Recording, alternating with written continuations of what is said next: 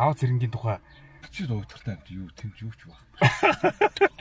Өргөн амар өөдөртэй шүү дээ. Тийм. Юу ч амьдралд юу ч тохиолддоггүй. Ямар ч авдал байхгүй шээ. Одоо чинь манай даваа гэхэд ямар дараахан зарлаа. Тэгээд нэг хэсэг манай хүн чинь ганц би уудсан шүү дээ. Тэгсэн. Тэгээд нэг найзуудтайгаа нийлэл ингээ шоуд мод гараа бас л юу юм их болж исэн нэг ээж нь уугаад явж байхад чи орооч гэсэн. Чи би таныг танихгүй юм байна энэ төргээд байна. Тэгтлээ болсон юм гээ.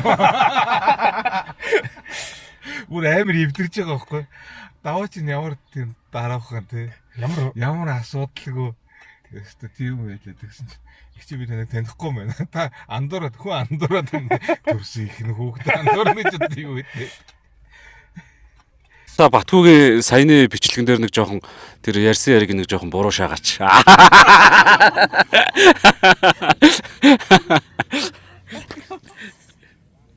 Батгуу даваа ирдэг гэж яриад би дэрдэн байсан гэхээр би ойлгохгүй л тий. Батгуу зүгээр тийг сонссон юм шиг.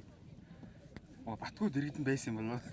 Батгуу ер нь зүгээр яг ингээд бодоо ингээд нэг Батгуугийн ярмаарыг сонсоод нээжийн ярмаарыг сонсон чи Батгуу тэгэд өөрөө тасарсан байсан юм шүү.